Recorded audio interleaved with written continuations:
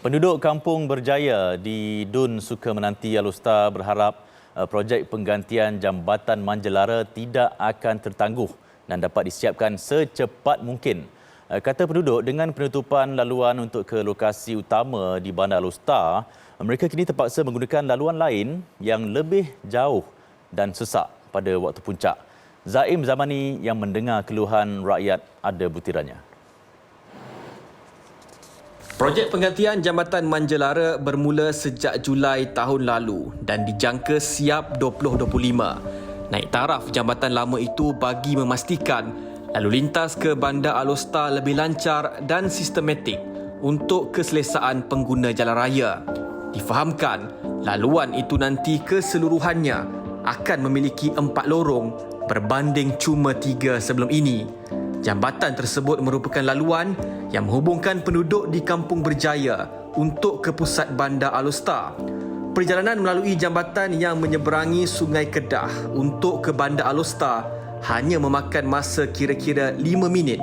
Namun penutupan sementara jambatan tersebut menyebabkan penduduk terpaksa melalui jalan yang lebih jauh dan memakan masa sehingga 20 minit pada waktu puncak akibat kesesakan. Kesekarang ni sebab nak pergi ke pusat bandar tu dia jauh sikit lah daripada perjalanan kita. Satu lagi yang jadi masalahnya bila petang-petang lah, sebab masa tu orang boleh ajar, dia jadi jam sikit lah dekat itu. Kalau boleh saya harap projek itu dapat diselesaikan dengan cepat lah. Ni dulu senang lah nak pergi pusat bandar kan. Lepas tu lah ni susah sikit lah sebab jauh dah tutup kan. Lepas tu minta cepat sikit lah buka. Jelas penduduk, mereka memahami pengorbanan yang terpaksa mereka lalui dan sedar projek tersebut juga akan memanfaatkan mereka. Namun menjadi harapan mereka, projek itu akan berjalan dengan lancar dan pihak-pihak berwajib perlu memastikan mereka yang telah dilantik untuk menguruskan projek tersebut dapat menyiapkannya mengikut perancangan. Sementara itu, penyandang kerusi Dewan Undangan Negeri Dun Suka-Menanti yang juga calon Pakatan Harapan untuk Pilihan Raya Negeri PRN Kedah, Datuk Zamri Yusof berkata, apabila projek naik taraf Jambatan Manjelara siap nanti, ia bukan hanya akan memberi keselesaan penduduk dari sudut lalu lintas tetapi juga impak pelancongan. Jelasnya, jambatan baru yang akan berada lebih tinggi dari paras sungai akan membolehkan aktiviti pelancongan untuk menelusuri Sungai Kedah.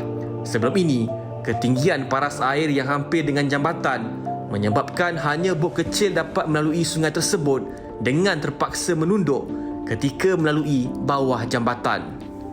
Tetapi Jambatan Manjelara itu duduk di tengah-tengah antara kawasan tempatan banjir ini yang telah pun boleh dilalui sebagai satu laluan sungai ataupun potensial untuk river cruise satu masa nanti kan. Jadi saya tengok jambatan ni yang masa tu kami lalu terpaksa tunduk dengan atas bot tu untuk lalu dan terus ke sana. Jadi sebab tu kita bawa proposal mesti diganti Jambatan Manjelara ni untuk membolehkan kita guna sungai itu sebagai satu laluan yang akan jadi komersial selepas ini. Dan jambatan tu, ujar Datuk Zamri, sesiapa pun yang akan memenangi kerusi Dun tersebut perlu membantu memastikan projek itu berjalan lancar. Kami cuba mendapatkan calon Perikatan Nasional, namun beliau sibuk. Pembinaan semula Jambatan Manjelara ini memberi banyak manfaat kepada penduduk setempat kerana ia bukan sahaja akan memendekkan perjalanan untuk penduduk setempat menuju ke kawasan utama di Bandar Alustar.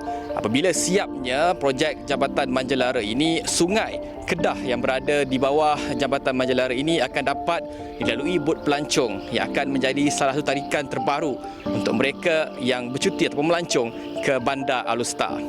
Laporan Zaim Zamani untuk Berita Al Hijrah.